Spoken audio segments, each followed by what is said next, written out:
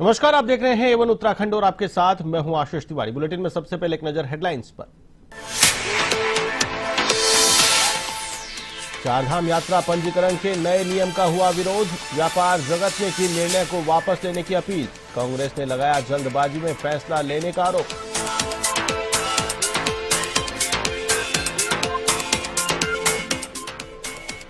कांग्रेस चलाएगी मेरा वोट मेरा अधिकार अभियान। 3 महीने तक चलेगा यह अभियान। भाजपा ने भी जताई इस मसले पर चिंता।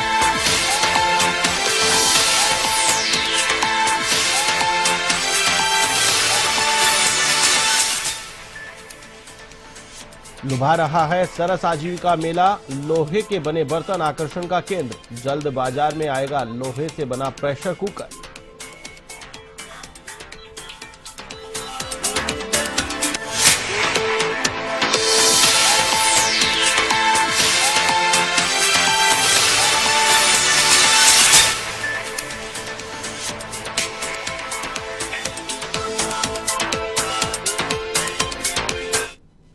और अब खबरें विस्तार से।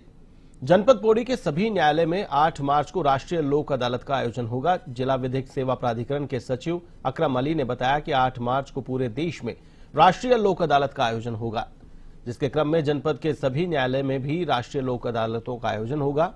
इसमें सभी प्रकार के शमनीय आपराधिक मामले, बिजली तथा पानी के बिलों से संबंधित शमनीय दंडवाद, चेक बाउंस, बैंक रिकवरी, राजस्व वाद, मोटर दुर्घटना प्रतिकर वाद समेत अन्य सिविल वादों का निस्तारण के साथ ही प्री लिटिगेशन वैवाहिक वादों का समाधान भी किया जाएगा। उन्होंने बताया कि लोक अदालत में निर्णीत मुकदमे की अपील किसी भी अन्य न्यायालय में नहीं की जा सकती है।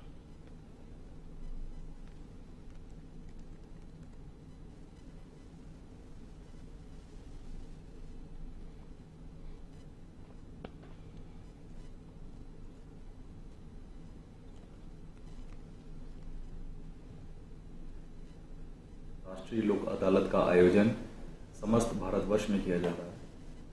इसी के अनुक्रम में हमारे जनपद पौड़ी गढ़वाल में भी राष्ट्रीय लोक अदालत का आयोजन किया जाएगा, जिसमें जितने भी आपराधिक और सिविल प्रकृति के मामले हैं, आपराधिक वह मामले जो कि शमनीय प्रकृति के हैं, उन और सिविल प्रकृति के सभी प्रकार के मामले का निस्तारण पक्षकारगण के आपसी सहयोग से उनके आपसी राजीनामा के आधार पर निस्तारण किया जाएगा। उत्तराखंड में चारधाम यात्रा के लिए तीर्थ यात्रियों को रजिस्ट्रेशन के साथ अपना डेस्टिनेशन तय करने की नई नीति को लेकर तीर्थ यात्रा से जुड़े विभिन्न वर्गों में भारी नाराजगी है। हाल ही में राज्य कैबिनेट ने इस प्रस्ताव को मंजूरी दी थी, जिसका होटल व्यवसायियों, व्यापारियों और तीर्थ पुरोहितों ने कड़ा विरोध किया है। चारधाम होटल एसोसिएशन, व्यापार सभा और तीर्थ पुरोहितों ने सरकार के इस निर्णय को वापस लेने की अपील की है। उनका कहना है कि यह नीति यात्रियों के लिए असुविधाजनक होने के साथ साथ पर्यटन उद्योग पर भी नकारात्मक प्रभाव डाल सकती है। वहीं कांग्रेस के प्रदेश प्रवक्ता शीशपाल सिंह बिष्ट ने सरकार पर जल्दबाजी में फैसला लेने का आरोप लगाया है। उन्होंने कहा कि चारधाम यात्रा को लेकर सरकार का होमवर्क अधूरा है।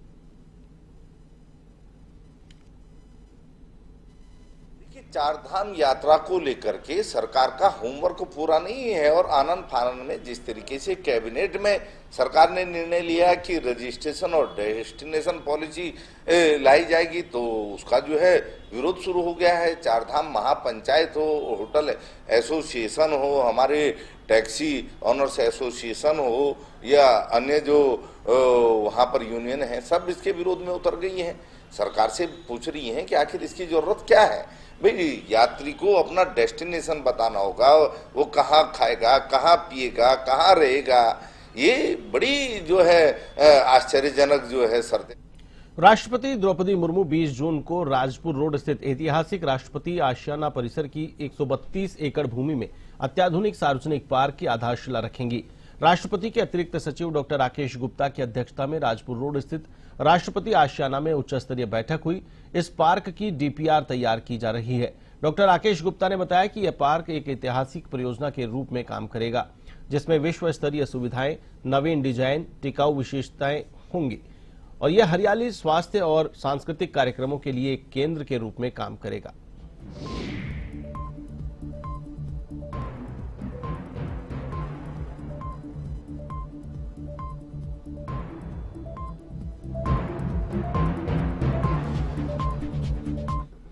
कांग्रेस प्रदेश भर में मेरा वोट मेरा अधिकार अभियान चलाने जा रही है। पार्टी का यह अभियान 3 महीने तक चलेगा। पूर्व सीएम और हरिद्वार से भाजपा सांसद त्रिवेंद्र सिंह रावत ने कहा कि जितना कांग्रेस पार्टी इसको लेकर चिंतित है, उतना ही भारतीय जनता पार्टी के साथ साथ अन्य दल भी चिंतित हैं। उन्होंने कहा कि बहुत बड़ी संख्या मतदाताओं की ऐसी है जो रजिस्टर नहीं हो पाते हैं। इस पर बहुत ज्यादा फोकस करने की आवश्यकता है। उन्होंने कहा कि जितनी जागरूकता होगी उतना ज्यादा मतदाता अपने नाम को मतदाता सूची में दर्ज कराएगा।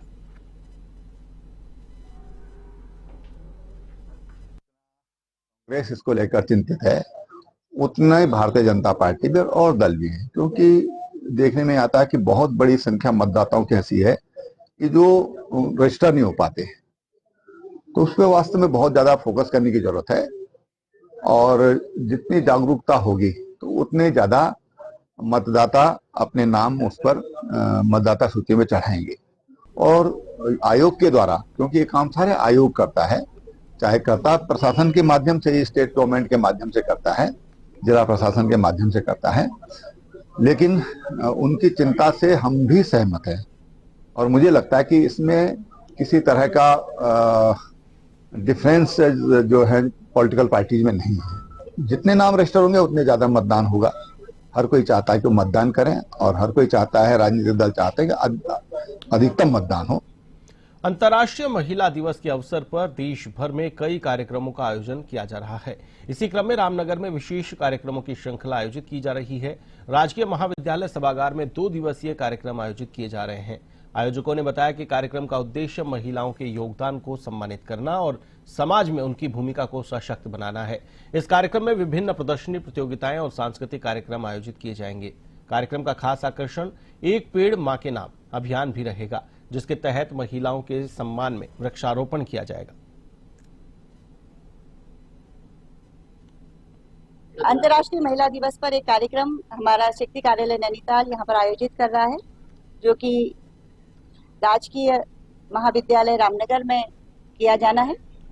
इसके हॉल में ये सभागार में एक कार्यक्रम होगा, जिसमें विशेष चित्र प्रदर्शनी का आयोजन विभाग के द्वारा किया जा रहा है और काफी प्रतियोगिताएं और अन्य व्याख्यान, गोष्ठियां और सांस्कृतिक कार्यक्रम विभाग के द्वारा यहाँ किए जा रहे हैं, जिसमें हमने समूह की महिलाओं को आमंत्रित किया है और व्याख्यान जो देंगे हमारे वक्ता विशेषज्ञ के रूप में होंगे। हमारे विषय से संबंधित वक्ता विशेषज्ञ यहाँ पर व्याख्यान देंगे और विभिन्न प्रतियोगिताएं महिलाओं के बीच। खंड विकास कार्यालय लोहाघाट में लोहाघाट क्षेत्र के यूआरएल समूह की अनुसूचित जाति की महिलाओं को निःशुल्क कृषि यंत्रों का वितरण किया गया। खंड विकास अधिकारी अशोक अधिकारी के दिशा निर्देश पर कृषि विभाग की एससीपी योजना के तहत यह वितरण किया गया। योजना के तहत अनुसूचित जाति की 6 यूआरएल समूह की महिलाओं को 15 ब्रश कटर, 1 पावर बीडर निःशुल्क वितरित किया गया।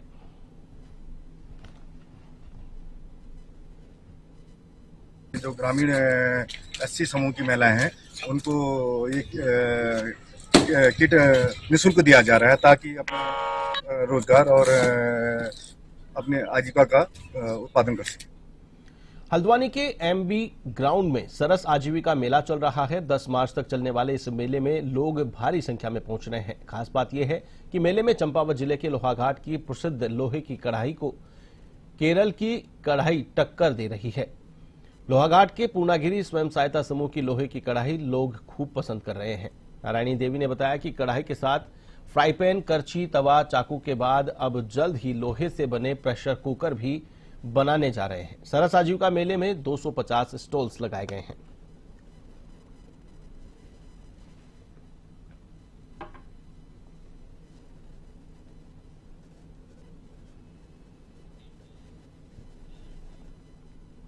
मसूरी में एक कार ने एक बाइक को टक्कर मार दी, जिसमें बाइक सवार खाई में गिर गया। लोगों ने उसे गंभीर हालत में खाई से बाहर निकालकर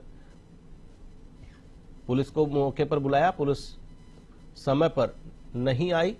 युवक को टक्कर मारकर भागने वाले कार के चालक को पुलिस ने पकड़ लिया।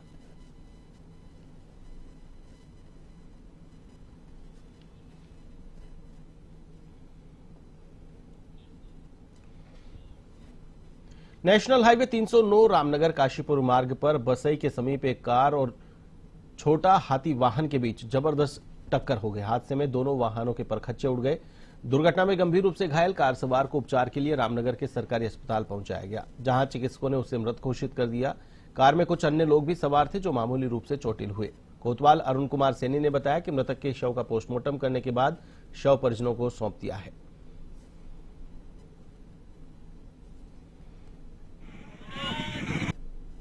कि रामनगर काशीपुर रोड पे एक एक्सयूवी गाड़ी और छोटे हाथी में टक्कर हो गई, जिसमें एक्सयूवी सवार चालक की डेथ हो गई है। सबको कब्जे में लेकर पोस्टमार्टम हेतु भिजवा दिया। किच्छा के कांग्रेस विधायक पर भूमाफियाओं को संरक्षण देने का आरोप लगाते हुए भाजपा कार्यकर्ताओं ने कलेक्ट्रेट के गेट पर धरना देकर प्रदर्शन किया।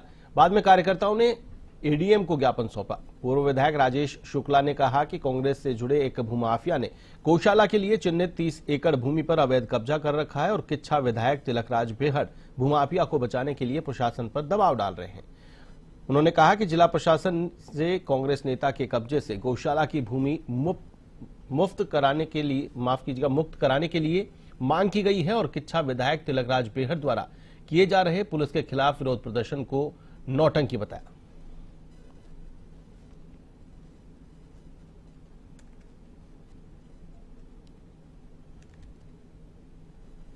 एक तरफ वो भूमाफियाओं को संरक्षण दे रहे हैं, एक ऐसा व्यक्ति जिसके पास से 42 एकड़ जमीन निकाली गई, जिसमें से 30 एकड़ जमीन पर गौशाला बनाने का प्रस्ताव जिला प्रशासन ने शासन को किया, उस जमीन पर फिर से कब्जा कराने का काम उन्होंने किया, गेहूं बोआ दिया।